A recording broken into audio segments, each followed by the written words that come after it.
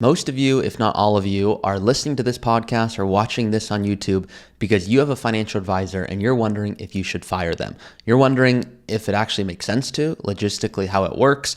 And this is what I'm going to help you understand, because sometimes it's you actually haven't asked them the right questions and they're a great advisor. Sometimes it's, no, I know I should be moving on, but I just don't know how to approach that. They're a family friend. I've been with them for years.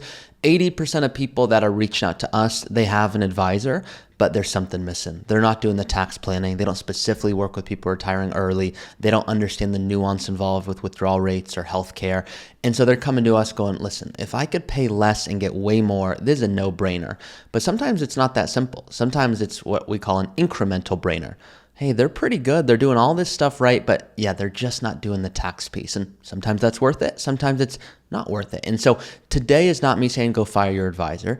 Today is me going, here's how to think through it. Here's some myths that you might be thinking. We call it head trash right now, so that if you do decide that you want to break up with your advisor, here's actually how it works. So some of you are going, hey, I don't even have an advisor. Well, this might not apply to you, but it's still going to be helpful for you to understand that when that day comes, if you do hire an advisor, how to know if you should keep them or if you should move on. So the really important thing that I want all of you to know is my parents were burned by 4 financial advisors. That is why I became an advisor. Now, a lot of you already know that, but the important thing of why I mention that is it's not like these other advisors were stealing their money or doing a terrible thing. They weren't doing anything crazy like that. And so some people hear me say the word burned and they're like, oh my God, did they like lose everything?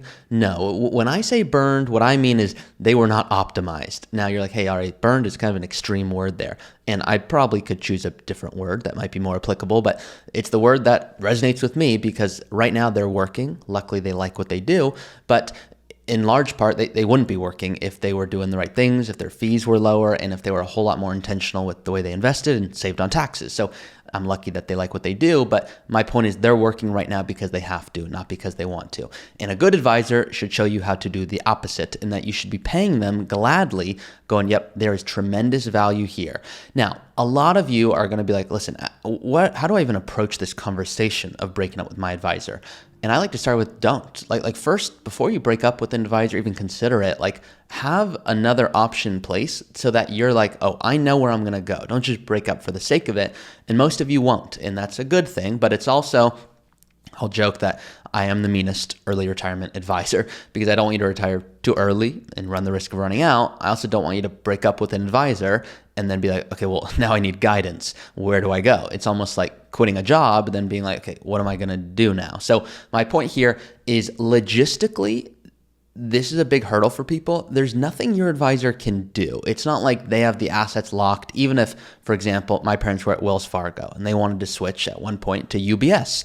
And they were like, listen, I think I can move my money, but I don't know. How do I approach that? And then we found, this was years ago, obviously, we found there's no lock. They can transfer their money whenever they want. Right now, if you're at UBS or Merrill Lynch or wherever Vanguard, Fidelity, you can move your money to wherever you want. There's no lock that an advisor has. Now, what you don't want to do is move your money and then your advisor's like, hey, what's going on here? I thought we had a good thing going. We were talking about Netflix last week and now you're firing me. So you don't want any awkward conversation.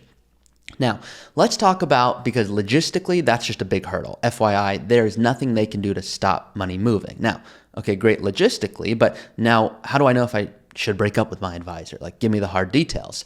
And a lot of you know this. I do my kind of dopey stories. But when I went to the doctor a few months ago, this was many months ago now, I said, hey, doc, that sounded great. I think you think that sounded great. I don't know what you just said. And so give it to me in English. And too often I hear people say, yeah, it depends. It's like, yeah, yes, it does depend, but still give me guidance. So that's what I'm going to do for you right now. So if your advisor has never asked for your tax return, that's what I call a pink flag. There's red flags, pink flags, and of course, green flags. Now, if your advisor's never asked for your tax return, it's, by the way, probably not their fault, meaning it's very rare I see it's actually the advisor's fault.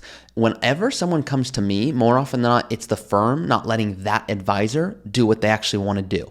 And the reason I know that is because a lot of the advisors that work for me now, they are coming from Fidelity and Goldman Sachs and Vanguard going, listen, they make me work with 400 300 people, I can't possibly do tax planning and withdrawal analysis and healthcare and all of this for everyone, or else I won't even see my family. So my point here is your advisor might actually be great, but their firm doesn't let them do their best work. So FYI there. Now, to my main point here. If your advisor is not asking you for your tax return, I do not know how they could offer tax planning. So here's what they might say. They might say, go talk to your CPA. And your CPA, they're going to say, go talk to your advisor. So now here you are playing middleman, and here's why this occurs. Your advisor wants to be careful. Maybe at the firm they're at, they don't do tax planning or it's not their expertise. So they're going to say, go talk to your CPA. Now your CPA's job is as follows. Their job, let's assume I'm their client. They go, Ari, look how much I saved you this year or tried to save you in taxes. Would you please come pay me again next year? Not a bad job. That's an important job. They are preparing your return. That is not what we do. What I just explained is a tax preparer. We do what's called tax planning. So what you are likely hoping for right now is that your advisor is going to say, hey, go talk to your CPA, and your CPA is going to come back to you with, hey, here's why tax brackets are changing and how you might be able to retire earlier if you implement this strategy and the importance of harvesting. But wait a second, those required distributions are going to hit. You probably want all of that guidance. Your tax preparer is not going to give that to you. So this is me saying they're not bad and don't beat them up. That's not what they do. That's what I think a financial advisor should do, but your advisor might not be allowed to because their firm doesn't offer tax planning. A lot of these older firms, they just aren't up with the times and say, yep, go talk to your CPA, and it's almost easier for a compliance thing to say, yeah, we don't do taxes. If you don't do taxes, I don't know how you do planning, and that's the reality, because any investment decision is actually a tax decision. Because if we're going to select an investment and there's dividends, well, how are the dividends taxed? Is it qualified? Is it non-qualified? How much interest is coming in? How does all of this connect to what I want most in life? So tax planning is huge. If your advisor right now says, hey, go talk to your CPA, and your CPA says, yeah, no, your advisor should be doing that, that's one reason to potentially consider firing and having a new advisor. Now, that's number one. Number two, if your advisor right now is in similar age to you, what's going to happen when they retire? And are you playing interviewer the next 5, 10, 15 years in retirement, where you hire another person and they're your advisor, and then they retire, then 5 years later you have another advisor? And that happens consistently. There's actually a phrase for that in our world. It's called who's Lewis, where all of a sudden you like your advisor, it's going well, you got a good relationship going, you're talking about Netflix, and then all of a sudden you're like, wait a second, I'm in Zoom and this Lewis guy's here. Who's Lewis? And we call it the who's Lewis because all of a sudden you like your advisor and you're passed off to the next advisor. Now that happened to my parents a ton, and it's not a terrible thing, and you can't ever promise. No one's going to guarantee to work with you forever. You don't know if someone's going to quit or do something else. But in our world, my hope is that you have that advisor for 20, 30 plus years. And there's a reason that no advisor has ever left Root Financial where we work, because look, we recognize when people are coming, they don't want to have to work with 300 people. They don't want a quota. I don't even get to decide if you get to work with Root fully. My job is to take the first call with everyone to even see if you want what we're looking for. And then you get to talk to one of our advisors, and our advisor is like, yeah, you're awesome, I want to work with you. Or no, you know what? I can just tell based on what you're asking and the experience you're looking for, either I can't provide it, and I'm not going to be able to meet your expectations, so I want to tell you right now, or yeah, I can meet it, but I'm not going to be taking on new clients. If you reach back out in 8 months, there's another advisor here, but it won't be me. So I want to give my advisors total control. I'm asking them to do proactive planning. Most firms are like, no, what are we doing? More revenue. Just have 3, 4, 500 clients because I'm going to make way more money. And that's an approach that does not resonate with us. So the important thing here, where is your advisor, both in age and in goals? And the question to ask him is, hey, what's your succession plan? Like, God forbid you get hit by a bus. My dopey joke here. Someone said, hey, if you get hit by a double decker, like, because I manage clients' money, they go, hey, if you get hit by a double decker bus, what's going to happen? I go, does it have to be a double decker? Could it be like a Mini Cooper or something? Like, okay, anyway. So my point here, I said, well, you have 3 options, and you guys have these 3 options too. Let's assume, hypothetically, you're working with your advisor right now. You could, if God forbid something happened to them, say, you know what, I love my advisor, but they were great. I don't really trust anyone else, but I'm going to keep my money there. That's one option. You can say, you know what, they were great, but I still need help here. So like, they were so good, I kind of had a relationship with their assistant, and maybe they're going to become an advisor one day. So I'm willing to kind of give them a chance. Or you could say, this totally sucks, I'm going to move all my money to Vanguard or Fidelity. So Schwab, wherever you want. So you have 3 options. This is the important thing. So number one, are they reviewing your taxes? Are they doing tax planning? Number two, and this is the big one in my opinion, is, hey, are you having another job in retirement where you're interviewing every 5-10 years and potentially subjecting yourself to the who's Lewis? And then number three is a 4-part thing. You're like, oh my God, there's a lot here. It is, okay? So I'm going to tell you, this is the 4 hoops I tell everyone. This is what I say on the first call. So if you've booked a call with me, I know right now the availability isn't for 3-4 months, but if you've booked a call with me or a member of my team, and you might be listening to this or watching this years down the line where it's not applicable to you anymore. But the point here is there's 4 hoops, okay? So I'm going to give you the 4 hoops, and these are going to help you understand right now, okay, is this my advisor? Should I break up? Should I move on? And then I'm going to tell you the hardest part right after this, which is even if all of these things resonate and you go, yeah, I know I should, you're still not going to want to because you're a good human. And the truth is, I don't work with robots. I work with people, and people have emotions. And you're like, listen, I get on paper, I could possibly pay less and get way more. And I know I probably should, but there's a reason you probably don't work out every day of the week, even though you should. And there's a reason that you still want dessert because you're a human and you're allowed to have those wants and desires. It's about being able to go, okay, what do I care about most for the rest of my life, and how do I think through that? So I'm going to give you a few examples in a second, but here are the 4 hoops. Okay, so number one, someone reached out and they said, hey, I heard you're a fiduciary. Like, when do I start? And I said, I don't really like the word fiduciary. They go, wait, are you guys not fiduciaries? I go, no, we are 110% of the time. We must legally act in your best interest. It's crazy that not every advisor does that, but that's the reality. They go, oh, okay, good. So like, when do I start? I said, I told you I didn't really like that word. Like, why not? Well, my parents were working with Fidelity at one point, and Fidelity's great. I like Fidelity products. But if your advisor is working at Fidelity and recommending Fidelity, there's a conflict of interest there. And someone's like, wait, but they're a fiduciary. I go, that's right. They could be a fiduciary and still only want to incentivize their own products. And that advisor isn't, once again, doing a bad job. They're trying to do what they think is best, and they've got a family to feed. And so there's a reason they're going to push a certain product. Some people are like, whoa, you hate Fidelity. No, I don't. Okay. I don't hate anyone. I hate the fact that you are not optimizing right now. That is true. But I do not hate Fidelity or Vanguard or Schwab. In fact, I like them. So that's number one. Number two, someone else said, hey, I heard you're a certified financial planner. Like, when do I start? And I said, how many doctors have you met that are MDs that you wouldn't let touch your body? And they're like, what do you mean? And I go, well, just because someone's certified, I'm certified. I'm a certified financial planner. I have an MBA in financial. Don't hire me just because I have letters after my name. Kind of like the doctor example I told you before. It's like, listen, I care that you have the credentials so that we can even have a conversation. But then from there, it's got to go deeper. So my point here is, if you're a fiduciary and you're a CFP and you're considering to hire an advisor, number one, if your advisor are not those things, that's a red flag. Now, if they are both of those things, great. You can still talk to them. It doesn't mean go fire them, and it doesn't mean that they're amazing. It means neither of those things. From there, the next step is, okay, do you do holistic planning for people like me? Because some people are like, I'm going to work with everyone. You're 20, you're 60, yep, bring it on. Other people, like ourselves, are going, listen, we work with people at a certain stage of life. They've done a really good job. They're in their 40s or 50s and 60s. They go even 60s, of course, beyond for the rest of your life. Like, listen, I want to optimize. I didn't necessarily feel like I needed an advisor up until this point because I'm just saving to my 401k and doing the right things. But now here I am considering a retirement in the next few years. I don't know what to do. I've got Roth conversions and tax gain harvesting, and my advisor's not modeling that stuff out, and they tell me to go talk to a CPA. And so here I am kind of playing middleman, but I know I need help. I get that there's value. I just don't know how to actually go about getting that. And I don't really know if I want to break up with my advisor. So that's not me saying go do it, even if we do all of that tax stuff, which we do. But it's about you going, okay, how important is that to me? And do I recognize the importance of that? And do you want that? Like, some people are like, I don't want to optimize. I like the fact that I have an advisor. They talk to me once a year. It's not a big headache. I'm like, great. Like, just don't work with us, because with us, it's way more work.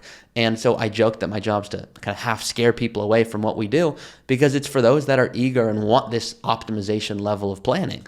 Now, I think most people deep down do want it, but they're like, listen, how much work is this?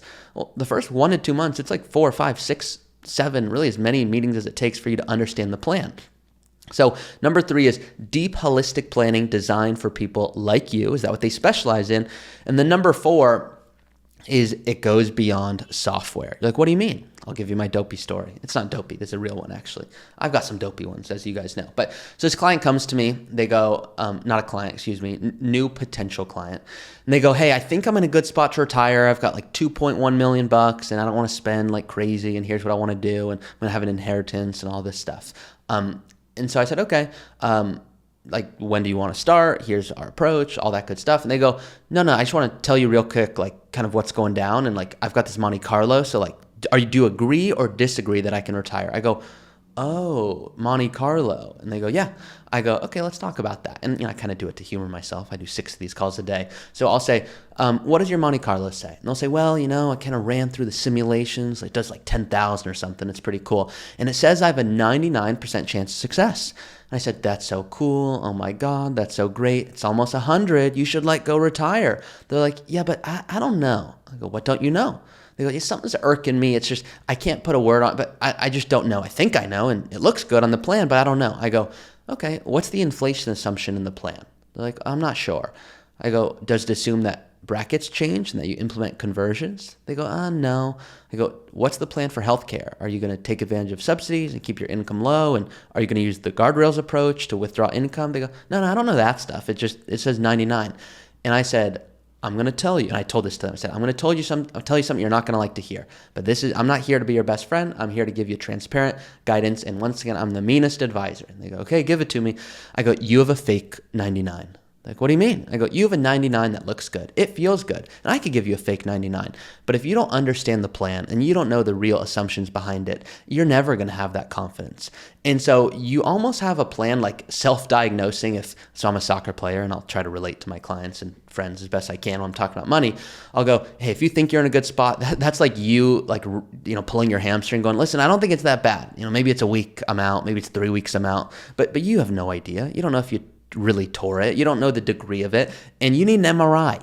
And an MRI is a really in-depth quality financial plan, not just a Monte Carlo. Monte Carlo is like, okay, I think I hurt my hamstring. I think I'm good if I just do physical therapy, but I don't know. And what if all of a sudden, I come back too soon and hurt my hamstring again? Not a perfect analogy, but I do my best. And so my point here is I want my clients to understand, what if you live way longer than you think? What if healthcare costs go up? What if taxes go up? What if all of a sudden you're like, oh my God, I want to spend way more than I initially figured? What if you get unlucky and markets just don't perform well like they have recently? If all of those things happen and you're still in a good spot, okay, great. Now we're talking about retirement. But too often people retire and go, yeah, I kind of hope I'm going to work out. So if you're like, hey, I don't have that level of confidence in my plan, another reason to consider hiring an advisor. And then lastly, I am the weird advisor that likes talking about fees. And that is the thing that most advisors are like, hey, listen, you're fine. And you look, your money's going up. So you don't need to work, with someone else, and you're doing good. And here's the also kind of cold truth here, which is good for you to hear. If you didn't work with us and you didn't fire your advisor, you'd also still probably be okay. Okay, now I'll say that a lot on my videos, and other advisors hear me say it, and you're like, hey, would you kind of pipe down on saying that? You're kind of hurting my business. I'm like, I don't care. That's not my problem. My job is to make sure that I'm justifying value through some multiple of the fee we're charging. So here's my point.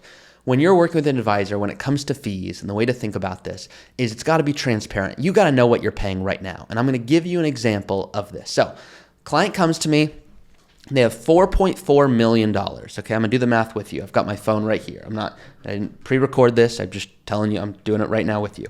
So client comes to me, they have $4.4 million. And they go, and I said, how much are they charging you? And they're like, I don't know. I go, okay, let's take a safe assumption. Do they ever talk to you about if you have more money, they charge less? Or they go, no, it's just 1%. I go, okay, 1% of $4.4 million. That's $44,000. So I said, if you're working with us, here's what the fee would be. I'm going to do it with you guys right now so you can understand it, because it's very difficult in our world. And if you tried looking on your statement, by the way, one, it might not be there. Two, they're going to give you prospectuses for all the mutual funds and ETFs and things that you own. If you want to fall asleep, do me a favor and try reading one of those. I nerd out over this stuff. Okay, I like it a little bit. I like it more than I admit. But the truth is, even I'm not reading those things. Okay, so here's my point. I'm going to do it with you. We have a tiered structure. So this is how a lot of advisors work. So it's not me promoting us.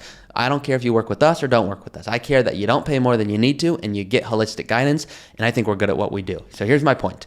If you have $1 million with us, 1% of $1 million is $10,000. Okay. So 1%, you're like, okay, got it. The next 2 million, between 1 to 3 million, that is not billed at 1%. Let's keep it really simple. Let's assume it was 1% on 4.4. Once again, 1.1%, that's 44,000. So let's add up what our fee would be, just because this is how a lot of other firms work. So, okay, 1% of $1 million, that's 10,000. I got that. The next 2 million is billed at 0.75%. You're like, well, that's not 1%. I go, that's true. It changes. The fee decreases as the assets increase. You're like, okay. So let me kind of understand this a little more clearly. So I'm going to give you the example. So I know I just said so twice, so just changing something on my computer real quick. Want to make sure that this is tracking. I'm like, I do a lot of my in-house recording on my own. So here's my point. 2 million, 0.75%, 2 million more dollars, that's $15,000. That's $7,500 each. Okay, so $15,000. So you go, okay, $3 million is $25,000 versus $3 million, not with any of this tiered business, but just 1% would be $30,000. Okay, great. Let's continue on. So now we've got 1% on the first million at $10,000. The next 2 million, so between 1 million and 3 million, is billed at 0.75%. That's $15,000. We're at $25,000. What about the next 1.4 million to bring us all the way up, once again, to 4.4 million? Well, we're going to take 0.5% of that. So that's an additional $7,000. You're like, where are you at? Are we like 12 million? No. So now we're at 10,000 plus the 15, that's 25 plus 7,000. So now $32,000 a year would be the cost to work with us on a $4.4 million portfolio versus the $44,000 they're paying. They're like, oh my God, $32,000 a year? Is this like real numbers? I go, yeah. And our clients are begging to pay us 60 or 80 or 100 because we're adding value in excess of that by some multiple, or else do not hire us. And by the way, that's not even the main reason people are hiring us. They're hiring us to fully delegate all this stuff. But here's my point. This couple was said, and they're very reasonable, and I hear this a lot. I talk to a lot of nice people. They go, listen, I get it. I know I could cut my costs from 44 to 32, and after you explain that, I get it. But and I know there's value. I'm not kind of saying there's not. It's just hard for me to do. I have a relationship here. Now, some of you are listening to this going, oh my God, I could fire someone tomorrow if you told me that I'd save more, I'd get way more. So this is not going to apply to all of you, but some of you are like, no, this is me. Yep, it's going to be difficult to do. So my point here, when it comes to planning, don't just hire us or anyone because they cost less. The question is, do they add more value? Now, in this example, they go, yeah. And I said, no, you're not paying $44,000 a year. They go, yeah, I am. You told me 1% on 4.4 million. I go, no, you're spending $80,000 a year. They go, what? I go, yeah, because there's all these expenses of all the investments you own. All of those mutual funds and ETFs, they have really high fees because your advisor's being incentivized to pick one over another because their commission is higher. They're like, what would your commission be? I'm like, we don't have commissions. They go, so then like, what do we just have nothing? I go, no, we have something. We don't care what we use because we don't get paid by them. So my incentive is to keep them really low because of this fun example I'm going to tell you right now. So they go, whoa, $80,000 a year is what I'm paying right now. And with you guys, it's, $32,000. That's a big difference. I go, it's not 32 because there's still investment fees, but I'd want that to probably be in the range of 2 to 3,000. You don't want the lowest. I'm going to give you an example why. So you're probably paying 80 right now, and I'd want you to pay 35. They're like, hey, that's like kind of crazy savings. I go, oh, I know. That's north of $45,000 in savings, and that can be quantified. So a lot of this can and a lot of it can't. So here's my favorite story with investments, and I just want to tell it to you because your advisor may have explained this to you. They may not have, but it's a good question to ask them, and then I'm going to kind of finalize my thoughts here and make your life easy. So right off the bat, here's what I need you to know. I try to keep it fun in the meeting. So I go to my client, I say, hey, what grocery store do you go to? And they're like, right now I go to like Fred Meyer, and they live in Washington. Some of you are like, I've never heard of Fred Meyer. I just learned about, not just learned, but a few months ago I started doing these calls. I'm learning about Publix. So a lot of you are like, yeah, I go to Publix. I didn't know Publix before that. But I'm going to keep it easy because I'm in LA. In LA, I kind of say there's 3 buckets. There's the dollar store. Then there's Trader Joe's, Albertsons, Vons. Then there's Whole Foods and Erewhon. If you know Erewhon in LA, you're like, oh my God, this is like the most expensive store ever. And it is. So here's my point. Active management, those really high fees and expenses, that's like going to Erewhon or Whole Foods and buying paper plates. You don't need to do that, okay? You're unnecessarily paying where you don't get BB, bang for your buck, okay? Now, other people are like, oh, so I should keep my costs like as low as humanly possible. I go, no, you probably don't want to do that. That's kind of like going to the dollar store for everything.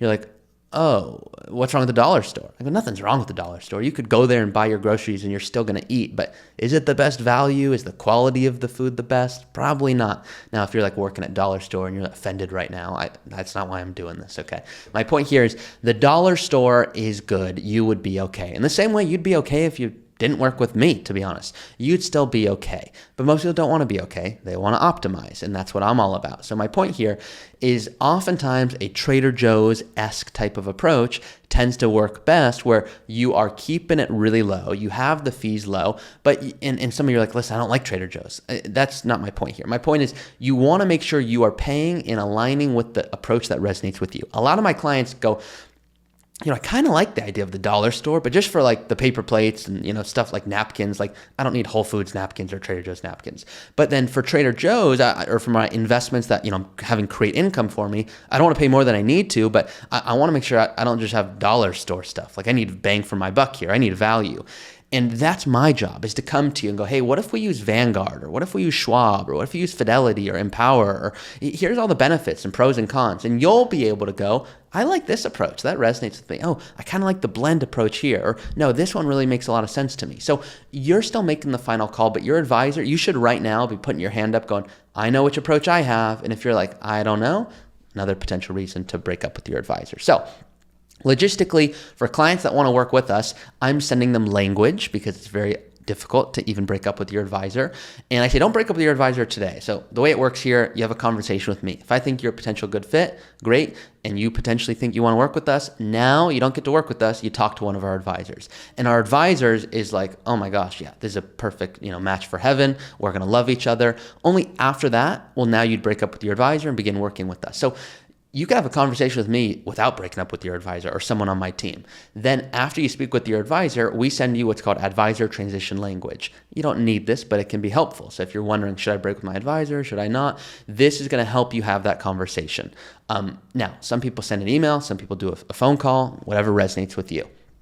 The important thing I want to mention here, there's one quote that comes from Naval Ravikant that a lot of you know, and he says, and I like this, well, there's a famous example. If you ask everyone, hey, how would you rate your driving? Average, below average, above average, amazing, horrible?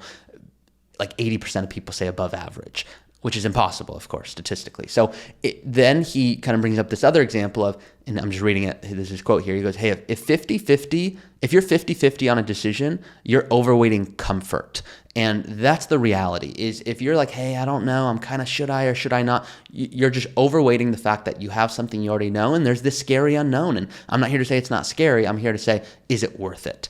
And that's what hopefully educating can do. So just want to tell you that quick thing there. So real quick, just to summarize, you have an advisor, don't just go break up with them. Make sure that when you're doing it the right way, and there's a very kind way to do it. Now, I want to make sure a few nuanced details here. I know it kind of just cut off there real quick, but I want to make sure I'm getting these points in for you. Are there any proprietary funds that cannot transfer? Like sometimes Fidelity or other funds that you cannot transfer even if you want to. It's very rare. I see it like 1% or 2% of cases, but be aware of that. Your new advisor will be able to tell you, by the way, like, can these transfer or not? You don't have to ask your current advisor. Are there any life insurance or annuities or things like that? You want the new advisor, not the old one, because if you ask them, hey, can these transfer? It's already going to make things awkward. And then any outside accounts, there are a portal that you really like. If you love it, like ask the new advisor, hey, would this be something we could replicate? Because yeah, my advisor's not doing all this, but I like what they're doing over here and this has worked well for me. So that's it.